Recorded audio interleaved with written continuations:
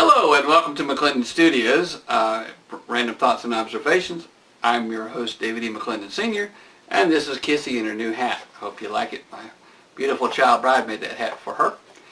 Today we're going to talk about Mr. Henry Ray. Many years ago, well, first of all, I've got to set the scene up for you. My wife, Suzanne, has this intuition about cars. And she inherited most of this intuition about cars from her daddy. Now, her daddy was a very well-known mechanic, even though he didn't work in a mechanic shop. He was a very well-known mechanic that many of the people that he worked with would come to him and have them fix their cars when he was younger.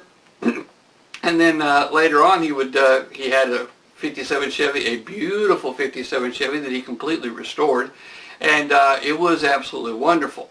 Suzanne inherited this intuition from him.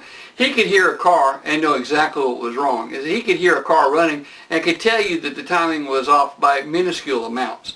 As a matter of fact, her father was one of two mechanics that I would trust with the brakes on our car.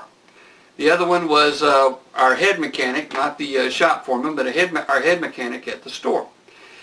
Anyway, when Suzanne and I first got married, Papa Bruce gave her a car, and it was her car. It was still under warranty, and the idea was that she had to have a car because her driving was mission critical.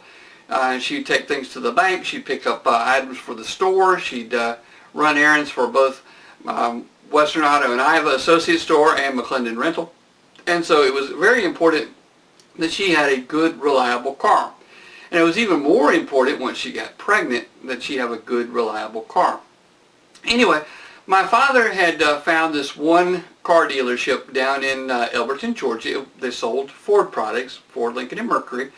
And that was the only place my father would buy cars, except for one time, which I'll tell you about in another episode of what happened when he did go to a different dealership. But anyway, this dealership had his complete and total trust. He bought many cars sight unseen. He'd call up Mr. Claude Ray and say, "Send me a so-and-so." And Claude Ray would go out and find whatever it was that came closest to what my father needed and send it on. He bought a couple of different trucks that way. He bought a couple of different cars that way. My father, he trusted Claude Ray. Claude Ray was a good man to deal with. And I think it was his brother, Mr. Henry. I knew him as Mr. Henry Ray. I'm not positive it was his brother. Was in charge of the service department. Well, like I said, it was mission critical that Suzanne have a good, reliable car. And her car was still under warranty, so when she had to have it worked on, rather than take it into our shop, which when she did have situations with cars that weren't in warranty, she'd pull in to the store, and our our head mechanic could hear the car, and he'd reach over as she was pulling up, get a service order, and write in Suzanne's name, and write down what he needed to do to it. And one time the shop foreman said, "I need you to change this oil over here." He said, "No, I got to work on Suzanne's car." And he was the only mechanic that I would let touch Suzanne's car other than her daddy. Anyway, Suzanne had this intuition about cars. She could get in the car now and can tell whether the tire is a pound low. She'll say, "That tire back there, it feels like the tire on the left back is squishy, or the one on the right front is got a problem," and she can tell it just from the feel, and it'll be 1 pound off. And as soon as I fill it back up, she's like, "Well, now it's working right." And she can hear, she can feel. She's like, she has this intuition about cars. There were times when she'd go to take her car to get serviced, and then, since the car was mission critical that she have a car, that Mr. Henry would make sure that she had a loaner car, and he always tried to make sure that they were reliable loaner cars. And there would be a couple of times, or there was a couple of times, she'd go in, she'd get in one of the loaner cars, she'd get out, and she said, "Something's not right about that car." And Mr. Henry would pull one of his mechanics off of what he was doing and say, "Bruce's daughter-in-law said there's something wrong with that car." And one time the one guy said, "There's nothing wrong with that car, I checked it out myself." He said, "Check it again." And they checked it, and they found out that there was a problem with some of the timing in the car. Another time, he gave us a loaner car, and we had to go down to Atlanta. We told him, "Listen, we need something very reliable to get us to Atlanta and back." He said, "All the cars I give you are reliable." We drove down to Atlanta. It broke down in a very dangerous neighborhood. And while we were down in that dangerous neighborhood, this one guy came up to help us. And this guy seriously looked like he just killed his parents. I mean, he was a rough-looking individual. And he got under the hood of the car, and he went ahead and bypassed what we call redneck engineering. He bypassed the thermostat. We took out the old thermostat and bypassed it, and got the car back running again. And he said, "Y'all get out of here. Y'all don't belong in this neighborhood. Y'all get out."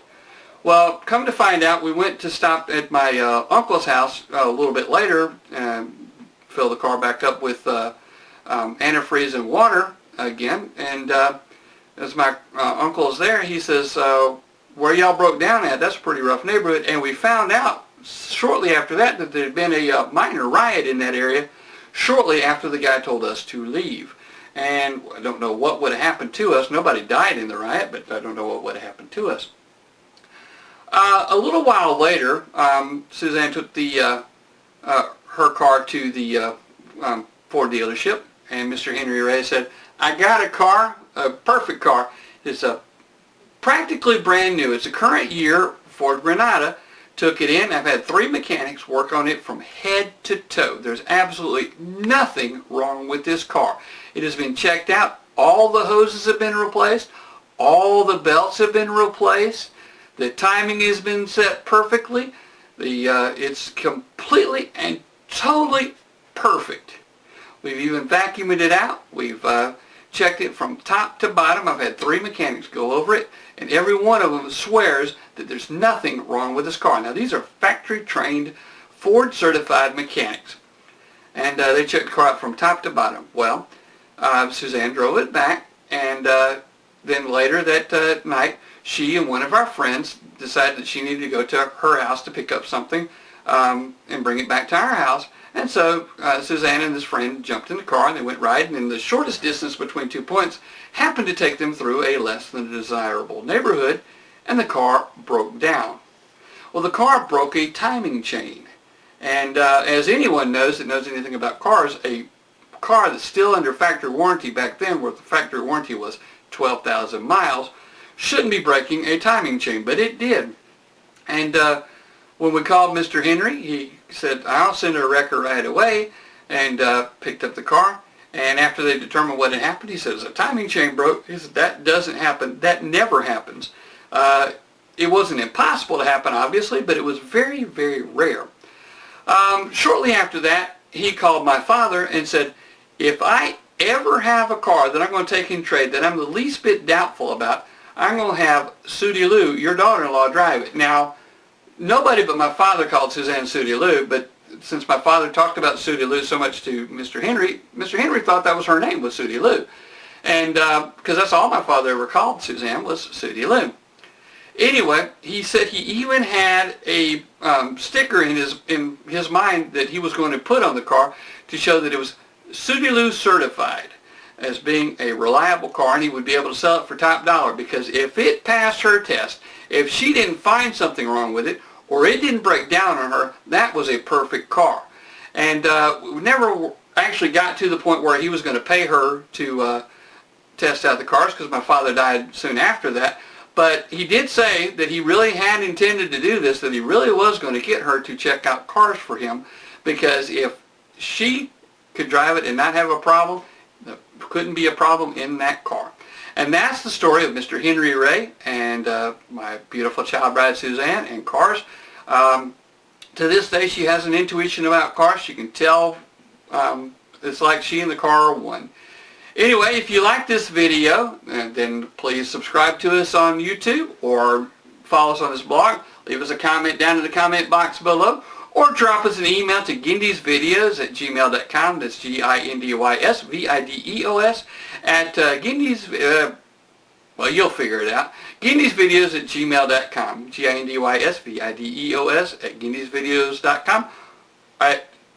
Forget it. Don't send us an email. Don't try to contact us. We can't be found. Maybe drop a comment box in the comment box below, because we're never going to hear from you in that email. Gindys Videos, GINDYSVIDEOS, let's see if I get this next part right, at gmail.com. Gindys Videos at gmail.com. If you can get an email through, that's great. If not, please leave us a comment in the comment box below, because we ain't going to get that email. Anyway, thank you.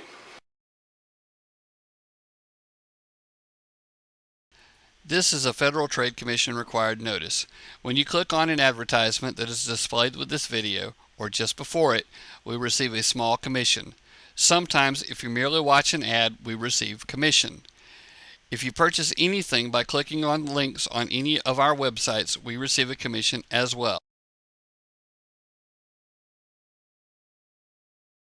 McClendon Studios is a participant in the Amazon Services LLC Associates Program, an affiliate advertising program designed to provide a means for sites to earn advertising fees by advertising and linking to Amazon.